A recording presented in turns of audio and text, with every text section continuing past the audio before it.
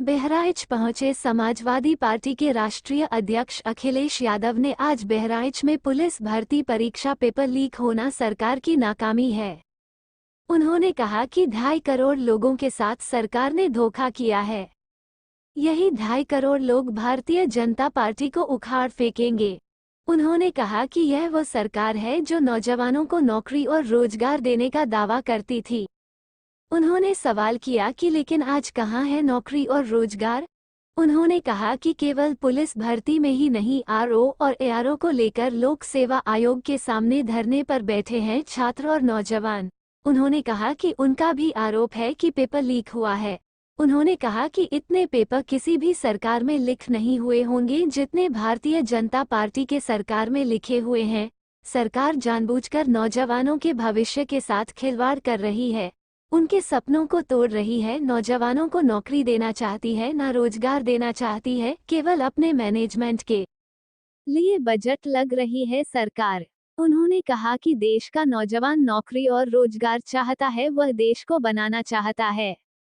अगर वह सपना पूरा करना चाहता है तो उसे नौकरी और रोजगार मिलना चाहिए।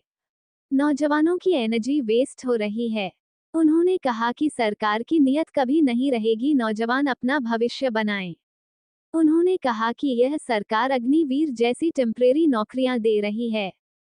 अखिलेश यादव ने कहा कि भारतीय जनता पार्टी खुद को राष्ट्रवादी और राष्ट्र प्रेमी बताती है। वह राष्ट्र प्रेमी कैसे जो नौजवानों पर और किसानों पर लाठी चलवा रहे हैं।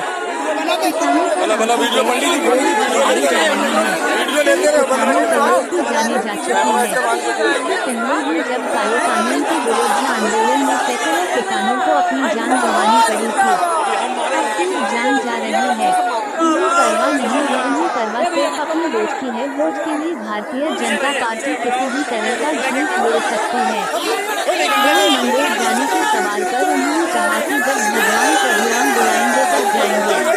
उन्होंने कहा कि वे इतने बड़े भक्त हैं कि वे अपने राम मंदिर बनवा रहे हैं। उन्होंने कहा कि भगवान कालीराम को वह नेपाल से लेकर आए हैं। अखिलेश यादव की सपा सांसद स्वर्गीय रेवाब चौड़ा को श्रद्धांजलि देने पूर्व कैबिनेट मंत्री यासर शाह के आवास पर आए थे। साथ ही उन्होंने सपा नेता पंडित भगत राम मिश्रा से मिलने उनसे भेजा। जब भगवान बुलाएंगे। भगवान तो बुलाते हैं अपने भक्तों को। भगवान जब बुलाएंगे तब जाएंगे। भगवान अपने भक्तों को वैसा बुलाते हैं। और भगवान अपने भक्तों को वैसा बुलाते हैं। अरे हम तो इतने बड़े भक्त हैं कि हमारे यहाँ मंदिर बन रहे हैं सर, मंदिर बन रहे हैं। और भगवान शालिग्राम देखिए कहाँ से, नेपाल से चल कर के आए, लेकर के आए हम लोग। इसलिए सवाल दाने और गाने का है सर, सवाल नौकरी और रोजगार का है। ऐश्वर्या राय को नाचने की बात कहते हैं राहुल जी, और वो आपके सांसद की बहू है। मैंने कहा कि भाई जिसका दाना उसी का गाना गाओगे तुम। बयानबाजी में क्या कहेंगे? अरे मंदिर का पहले जाएंगे बाद में।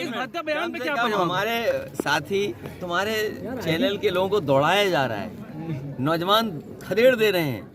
हमें उम्मीद है इससे सच्ची पत्रकारिता आगे आएगी।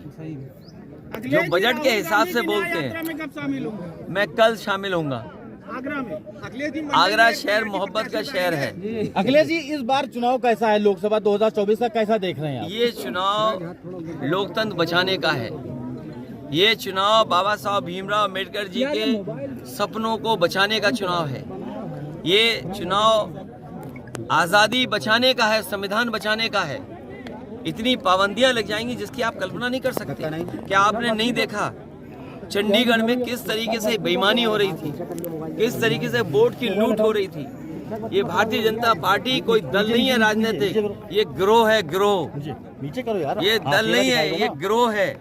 और अगर बैलेट से वोट ना पड़े होते और सीसीटीवी कैमरा ना होता तो क्या ये बात पकड़ी जाती? सोचिए, सुप्रीम कोर्ट ने कहा कि ये लोकतंत्र को खत्म करने का प्रयास था। सुप्रीम कोर्ट का धन्यवाद देते हैं जिसकी वजह से ऐसे अधिकारियों के सजा मिल रही है और भारतीय जनता पार्टी की पोल खुल गई। यूपी की जनता को क्या संदेश दे रहे हैं आप इस बार इलेक्शन में हैं और उन्होंने आपका साथ छोड़ दिया, ऐसे में क्या उनके लिए आपके लिए उनके लिए जगह क्या है? मैं अभी भी कह रहा हूँ, जैसा दाना वैसा गाना। ए चैनल रुक जा भाई, तेरा गाना दाना गाना हम जानते हैं।